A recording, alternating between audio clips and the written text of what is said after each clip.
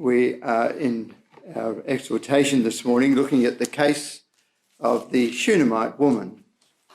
It's a very famous circumstances. And we might remember that there's not very many occasions of actual resurrection in the record of Scripture, but the first is in the case of Elijah, and this that we've read in 2 Kings 4 is the second. And this time, of course, it involves the woman of Shunem. And the record starts there in chapter 4 that we read at verse 8, and it goes to the end of this chapter. Not quite to the end, but to verse 38 of the chapter. And so we thought that there would be many things here that would be helpful to us in our own life. So having a look at chapter 4 and verse 8 of 2 Kings, it says that it fell on a day that Elisha passed to Shunem, where was a great woman, and she constrained him to eat bread. Elisha seems to have travelled quite long distances relative to, say, Samuel and Elijah. He seems to have accomplished considerable distances. This is Shunem, a small village, really right up in Issachar, represented in Joshua 19, verse 18, as a city of Issachar, one of the northern branches. And it says that she was a great woman, which means that she was a person of considerable position. Her husband was well off, and they ran quite a substantial agricultural business. And so she was a well-positioned woman. And it says that she was of kind spirit to the prophet. She constrained him to eat bread, which was a wise thing to do. She wasn't dominated by the business, even though she was sharing that with her husband, but she loved to be entertaining those that were passing by and in need. But particularly, her assessment was that she loved to have Elisha call by. Now, a lot of people would have thought that Elisha was probably a bit ready of spirit for them, but this woman felt the other way. She really wanted to have in her house this man of God. You might have noticed as we were reading through that a number of times that's how he is described, as elsewhere in these chapters on Elisha, the man of God. And so her interests were in bringing or helping that man in his work, which was, of course, Yahweh's work in Israel. And so she saw it as a privilege. She didn't worry whether she was a good cook and whether she had everything perfect in the house and whether everything was immaculately clean. Here he was, and she wanted to have him because she could see there was spiritual value to her and her family and the circumstances around her. It was helping the work of God. And so she gave herself to that. So it was that as oft as he passed by, he turned in thither to eat bread. This became a set, established arrangement. If you're coming by, then certainly come and stay with us and eat bread with us. She wanted, therefore, to do something that was a little bit more than that. A lot more, I suppose, many husbands would say. And she said unto her husband, Behold now, I perceive that this is a holy man of God. There's one of the occasions when that expression is used. The fact that she uses the expression indicates what her mind was. She thought it would be a privilege to have Elisha in her house. Behold, I perceive that this is a holy man of God, which passeth by us continually. Let us make a little chamber, I pray thee, on the wall. And let us set for him there a bed, table, stool, and a candlestick, and it shall be, when he cometh to us, that he shall turn in thither. Now, she didn't need to do that, did she? He was obviously getting on fairly well without that extra provision. But it was her disposition, part of her service in God, that she wanted to offer her hospitality to the prophet as much as she could, and she knew they were reasonably well off, so that to put on a little chamber onto the house, attach it to the wall, seemed to be a good thing to do and something highly desirable. She wasn't building a sort of a very express piece of accommodation. It was quite sparse. Let us set for him a bed and a table and a stool and a candlestick. So there was opportunity to sleep, to eat, and to work in his studies of the scriptures. And it shall be when he cometh to us that he will go there, and he therefore will stay longer with us in our environment. You can see the mind of that sister, can't you? She's a sister that sees the truth, loves the truth, and sees, how can I improve the circumstances of the prophet of God? What can I do that will really help the circumstances? And so she suggests that we do some change to the house to make it more convenient on a regular basis for him to feel that that's his place. He doesn't have to knock on our door anymore. He can just come there and it's waiting for him anytime he likes. And that's what happened. It fell on the day that he came thither, and he turned into the chamber and lay there. It all worked. Her plan was successful and she was happy. And he said to Gehazi, his servant, as he sat back on a quiet, restful little room, which must have accommodated Gehazi as well as he said to Gehazi, call this Shunammite. So Gehazi, as Elisha's servant, he called the woman of Shunem. Now she's not told, we're not told, what her name was. She's always the Shunammite, or the woman of Shunem. So he did as he was told, and he asked her to come to the door of the new suite that they had built. So she came and stood before him, end of verse 12. He said unto him, say now unto her, behold, thou hast been careful for us with all this care. What is to be done for thee? Wouldest thou be spoken for to the king, or to the captain of the host? I don't imagine that. He imagined that she would want to be taken out of her circumstances. It would be a rare sister that would be keen to take up new residence, a new place, new circumstances. The occasion when she had helped the prophet. And what's the king and the captain of the hosts really got to do with the choice that she has made?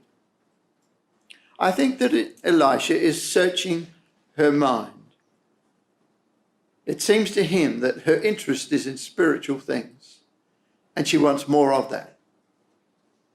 But he puts to her things that were not really what you might have chosen out of the list of items that he would be in fact pleased about, she would be pleased about. And she wasn't. She was very happy where she was.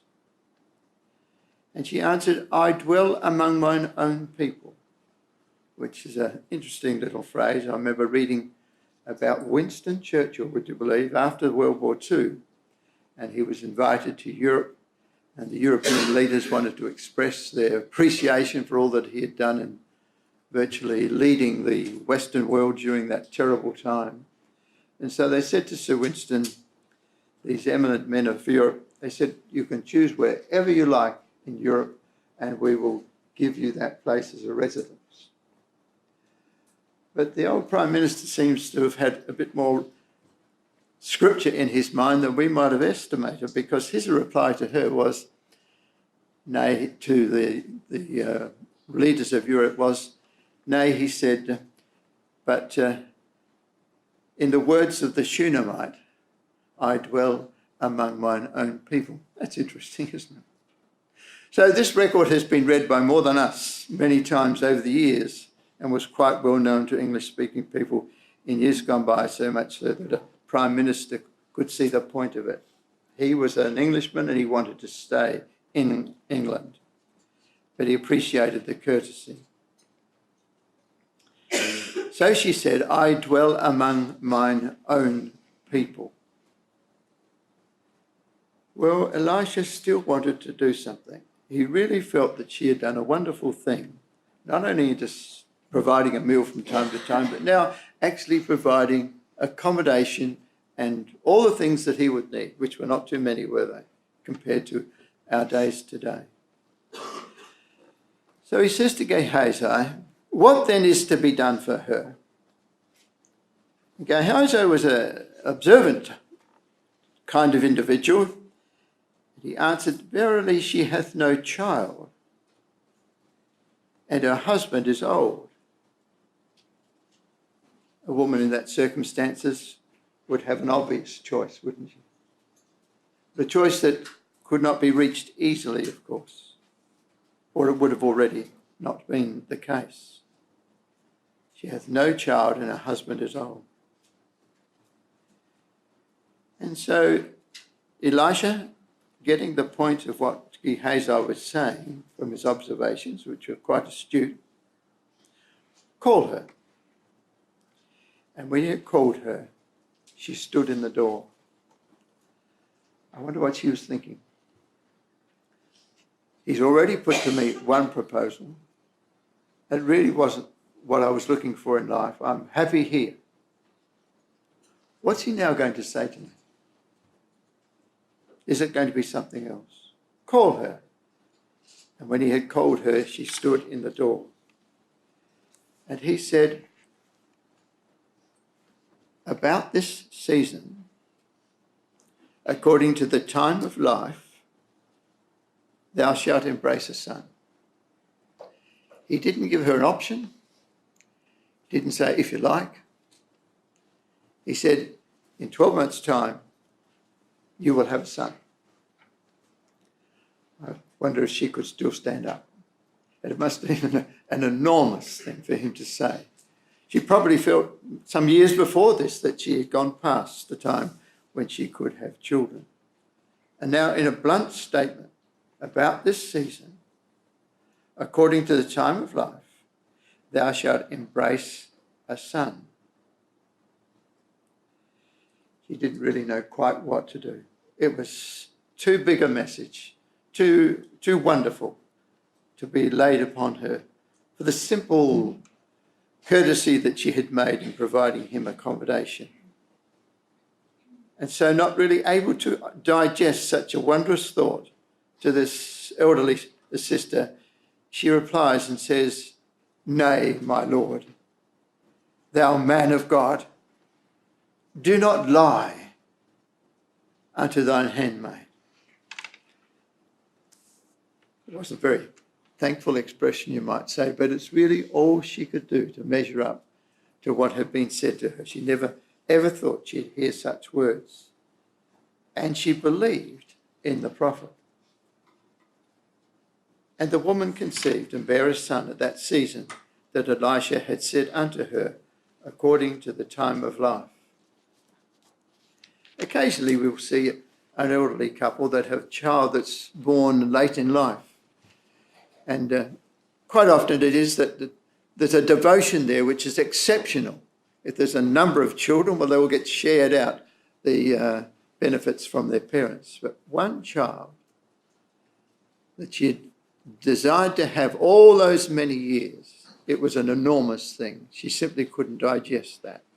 Couldn't find words of grace to say to Elisha, look, I think that's just the most wonderful thing. It was, I suppose it was a bit of unbelief that she could really be hearing those words and they were really true.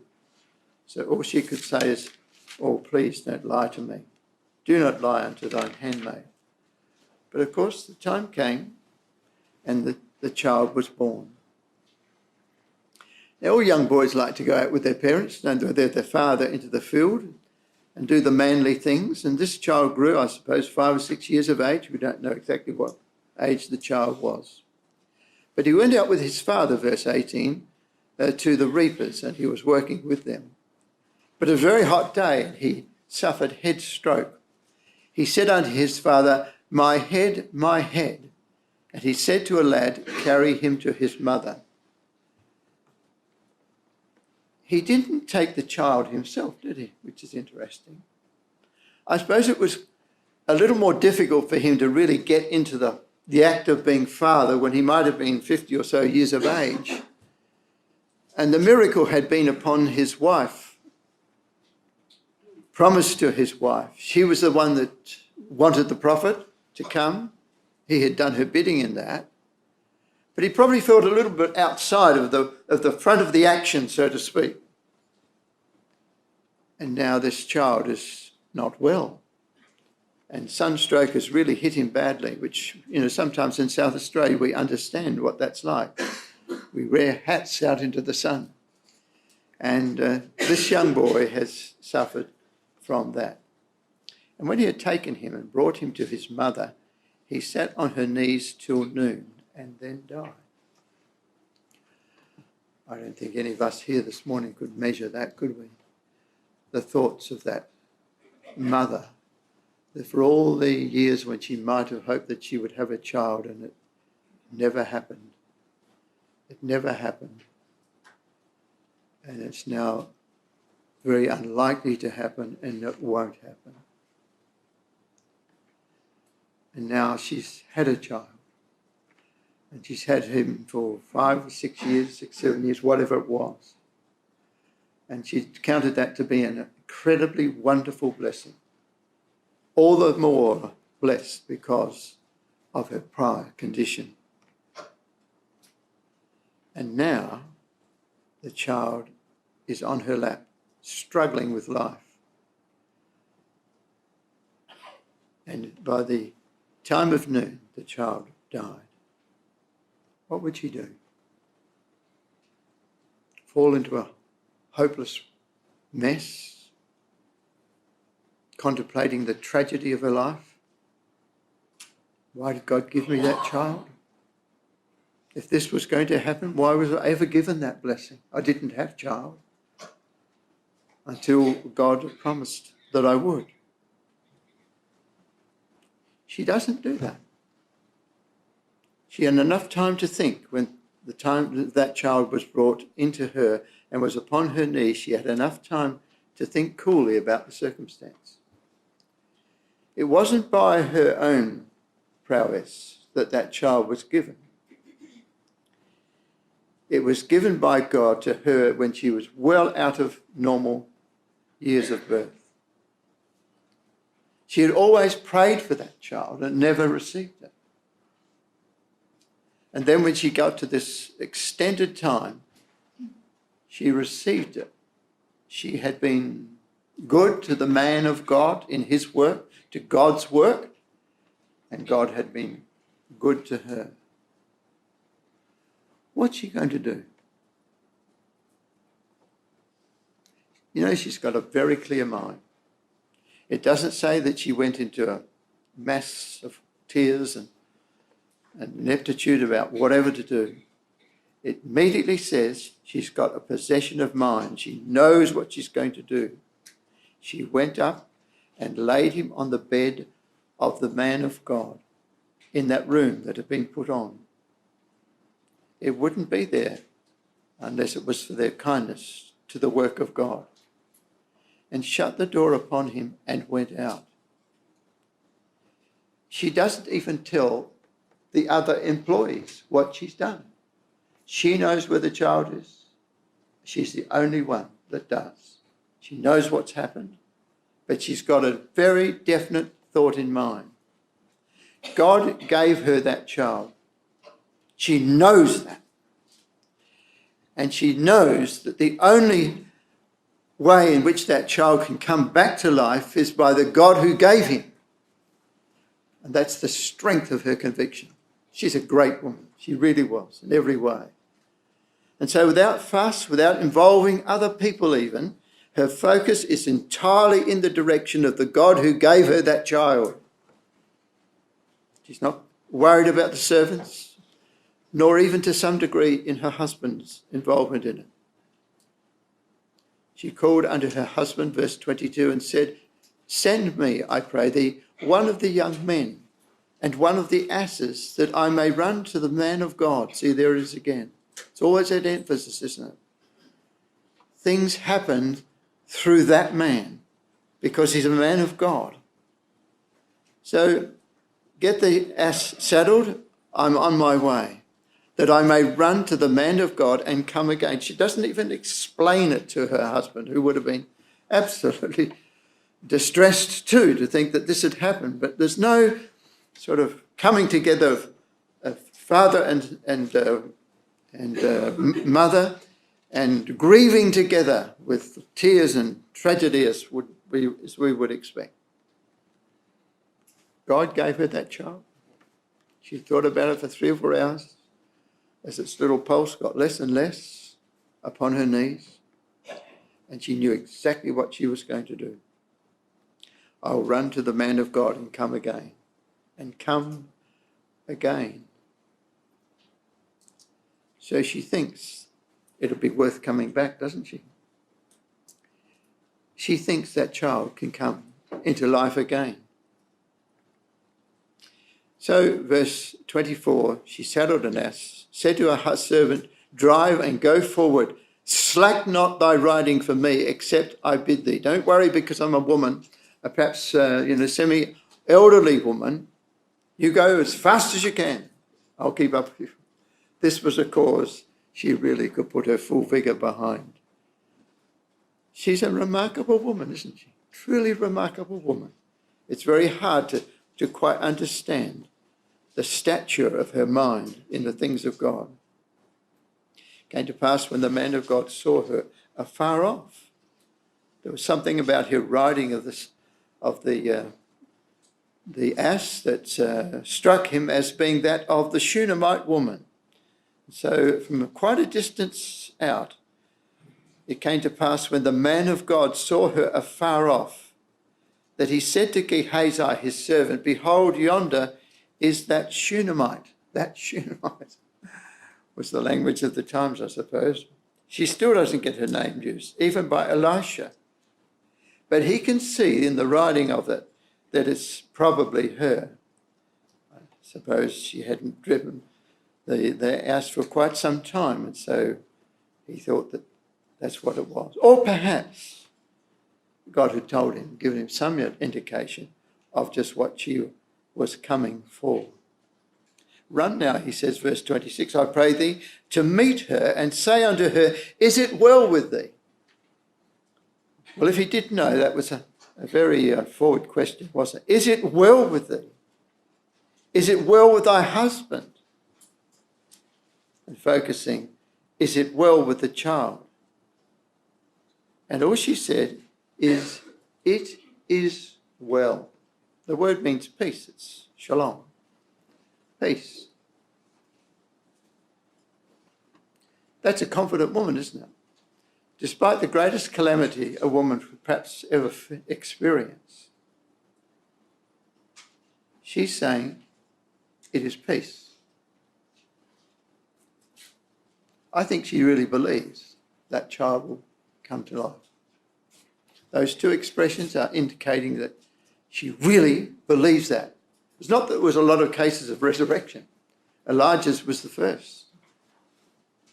But I think she really did believe that. She went straight to him. She knew that God gave it, so God could give it back to her. And she was at peace in that thought, in that belief and understanding. She's a faithful woman, remarkable woman. When she came to the man of God to the hill, she caught him by the feet. But Gehazi, misinterpreting that and thinking that she might be doing some harm to Gehazi, he went to thrust her away. The man of God said, "Let her alone, for her soul is vexed within her, and Yahweh hath hid it from me, and hath not told me." Whatever he did know, he did not know the full depth of the story. But when he heard now what that circumstance was, then he, of course, was prepared to work for her cause. Then she said, "Did I desire a son of my Lord?" She didn't, did she? She didn't say that that's what she wanted. But it was, of course, what she wanted. That thought came from Gehazi. I suppose hope had gone so thin at her age and circumstance that she didn't say to the prophet just what she wanted. It was he that said, "That's what's going to happen." He didn't give her option on the second time. Did I beg you for that child? But you put it in my life, and it was a great blessing to me, and now God has taken that away from me. Something I didn't beg for, but you've taken it away. Did I not say, "Do not deceive me"? It was too wonderful to imagine for her. So he said to Gehazi, "Gird up thy loins," verse 29, "and take my staff in thine hand, and go thy way. If thou meet any man, salute him not, and if any salute thee, answer him not again, and lay my staff upon the face of the child." Is that going to work? It wasn't Gehazi that gave her the child.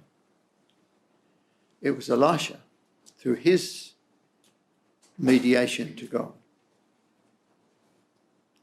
And she knew that. She wasn't concerned about Gehazi. Perhaps she'd heard a bit about Gehazi that we'll find out in the next chapter.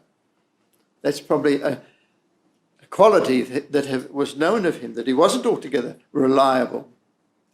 She just brushes him aside, really. Verse 30. The mother of the child said, "As Yahweh liveth, and as thy soul liveth, I will not leave thee." And he rose and followed her. Gehazi passed on before them and laid the staff upon the face of the child, and of course nothing happened. But there was neither voice nor hearing. Wherefore he went again to meet him and told him, saying, "The child is not awaked." When Elisha was come into the house, behold, the child was dead and laid upon his bed. Now, my dear brothers and sisters, this would have to be the most classic illustration of our behaviour when real tragedy hits and you just haven't got an early answer to the circumstances that come.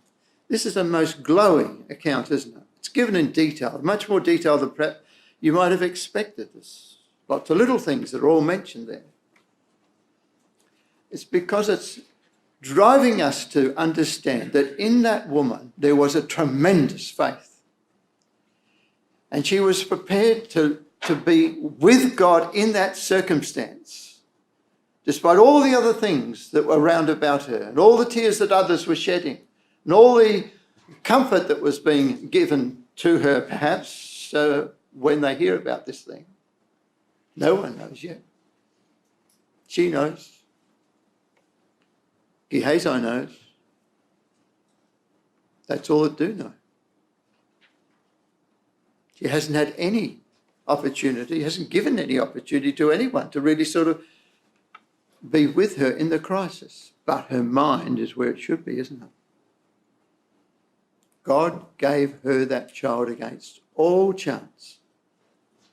The physician would have said, "Your opportunity's gone." But she had a beautiful little boy and he grew up and she loved him.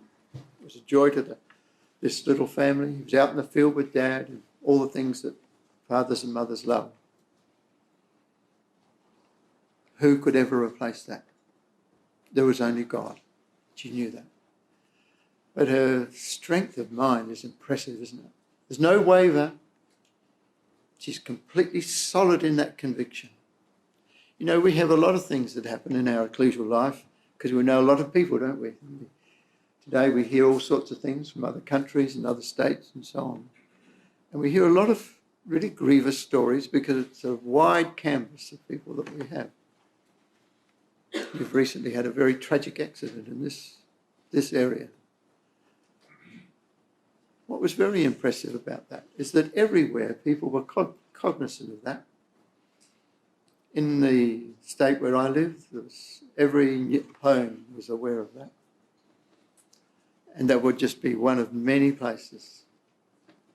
Jacob's almost apparent death and the circumstances of it, even the details. And I'm sure that we all prayed heavily for that, an answer to such a terrible crisis. This is an inspirational record, isn't it? She's by herself. There's no emails. There's no phones. It's her and her God. She's got a connection. She's got a number, and she's rung it. And she really believes that God can and will bring that child back. She's got no one else to back her cause. Her and her God. And when Gehazi says, look, I'll go off, meaning, you come with me, because we'll get there quicker if I go than if Elisha goes, say. She says, look, not interested. I will not divert from this man.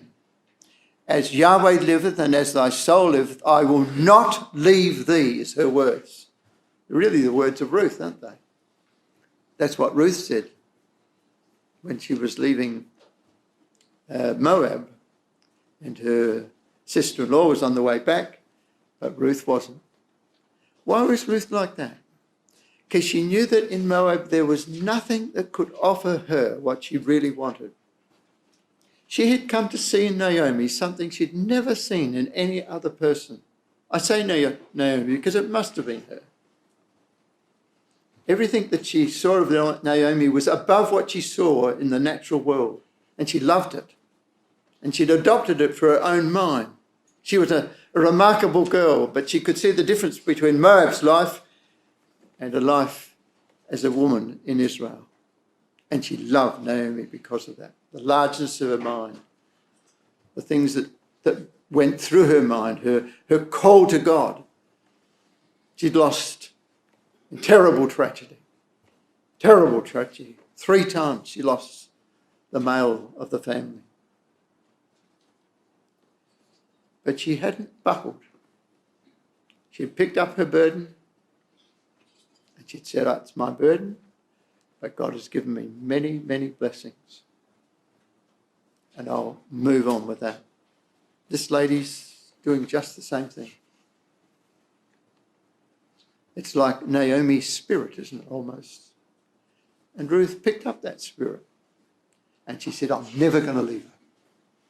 You can give me anything you like. And she did get a lot of things as far as his life was concerned, didn't she? Boaz was a wealthy man, property, ownership, land and so on. But what she wouldn't leave was Naomi, because she was to her the way to understand the God, the living God that could provide. So when Elisha was come into the house, verse 32, behold, the child was and laid upon his bed. She could have put the child in another room. What do you do with a dead child? But she didn't do that either. She went around the front, she went into the little unit that they had alongside and put the child on the prophet's bed. It was as if to say, that's as close as I can get to him. He's out there somewhere, I don't know where. But the closest I can get to him is his own bed. And so when Elisha came back, that's where he found the child. In other words, the cause has been committed to him. The expectation lies in his room. And he went in therefore and shut the door upon them twain and prayed unto Yahweh. Again, my dear brothers and sisters, see the concentration of that. Elisha doesn't say, look, it's time for a cup of tea and a snack, and then we'll get down to the job. When Elisha was come into the house, behold, the child was dead. He laid upon his bed. He went in therefore and shut the door upon them twain and prayed unto Yahweh. Very direct, isn't it? inspirational. Elisha knew where he was going, and she could see that that was true. So she put her trust in the man of God. And when he came, he put his trust in Yahweh in heaven above. That's exactly what she wanted. She didn't want anything else, just his prayers and his presence on behalf of the living God. And he went up and lay upon the child and put his mouth upon his mouth, similar to what Elijah did, and his eyes upon his eyes, hands upon his hands, as if to say that the life which I have, can that be conveyed to that child? Mouth for mouth, eye for eye, hand for hand. Can my life be transferred to the child's life? Even though he was, of course, much smaller than him. And he stretched himself upon the child, and the flesh of the child waxed warm. I think Elisha himself must have been glowing with thankfulness at that stage. Not an overly emotional person, it would seem, but he must have been absolutely full of joy as life was coming back into that little frame again. And then verse 35, in a matter-of-fact way, he returned and walked in the house to and fro, and went up and stretched himself upon him. And the child sneezed 7 times, and the child opened his eyes. God had heard Elisha's prayer. Could anyone else have prayed like that? I don't think so. And she knew that. There was a relationship that he had with God that was greater. It was an appointment by God. God had deliberately done that. Took Elijah and replaced him with Elisha. And everybody knew the story. Down by Jordan, we saw it all happen. The prophets told us all about it. And so there was a connection between the two. And you might just remember that that phrase, I will not leave him, was exactly what Elisha said before, wasn't it? When he followed Elijah from here to there, from Gilgal to Bethel, to Jordan and Jericho, that trail that's given that we had yesterday, in that trail, God was working, or rather the two of them were working, to find out when God was going to take Elijah and leave Elisha. And so it was testing his adherence to the source of God-fearing strength that was upon Elisha. Will he think, oh, well, I've waited long enough, I'll go off and do my things? No, it didn't matter. It was another 25 miles down the road. He didn't care. He was not going to leave Elisha. And because of that, he received the double portion. Don't you think this is similar? Weren't the strains of that thought in this woman here who's acting in a very similar way? She knew that they were appointed of God, and so she would go with no one else. That's who gave her the child. That's who can give her back the child. I'm sure that the words of Elisha in earlier time was now the maxim of her own thought in this: I will not let him go. And so it has been successful. He turned and walked in the house to and fro, verse 35. Can you imagine that? Went up and stretched himself upon him. Child sneezed, and the child is alive. What a wonderful way to meet grief. What a tremendous example of the strength of faith. As we live in a world that's got just so many things that are happening that are very grievous. Can't pick up the papers unless there's another great tragedy in some country or other, another set of bombs that have gone off, or rockets or something. It's just happening all the time, isn't it? In the middle of all of that, what's important? In our homes, What do our children need for life? They need a home where God is believed and where that's how they live. That's what they need. And all these little faces that I see here this morning, and there's many Christadelphian Sunday schools like that, they're not necessarily growing in numbers. So a lot of Sunday schools would have gone out of existence. Ecclesia has no longer children there. Same thing could happen to my ecclesia or yours. If we're not alert to where the source of our faith comes from. If other things are entertained in our home and become a very real part of the routine of our thinking and of our mind, we're not helping our kids, are we? I don't use the word kids very often. It slipped out. Our children. We've got to be very careful that in our own homes there is a very great warmth towards the things of God, and that's in a practical way. The child can read, therefore, the truth in your home, in my home, and grow accordingly. This woman had it. She was far off from the prophet normally. She just lived out from this property up there, but she had retained in her mind very clearly that that's a man of God, and I know how he was appointed. And there was Elijah, and he's gone, and it was passed on. I want you to come to our place. That's a good idea in itself, isn't it?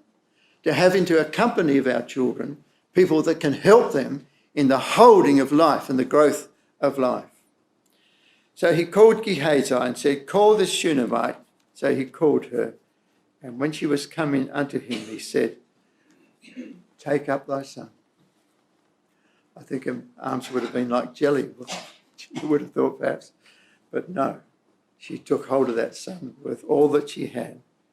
She went in and fell at his feet, bowed herself to the ground, and took up her son and went out. Not a word. There was more than words. She couldn't have said it, could she? She couldn't have found the words that were big enough and apt enough for the circumstance to express her thankfulness to what had happened by Elijah's conveyance. Well, my dear brothers and sisters, we partake this morning of someone who gave his life for us all. That's where life comes from. This table is a table of remembrance of one who came to give us life in all kinds of circumstances and still offers that to our children. Our opportunity is to see the truth for what it is, to be thankful to God for the enormous blessings that we have. We're not a community that's just drifting around the place. We've got clear objectives like Elisha had and like the woman of Shunem had. We know where the connections are. And we also know what to refuse in this world for the good of our children. Not that our homes should be without warmth and encouragement. Absolutely not. They should be very much a place where children are loved and time and opportunity is taken with them. But in the end, what's going to make the difference is the connection with God. And so we need to say, as she said in the times past, I will never leave thee.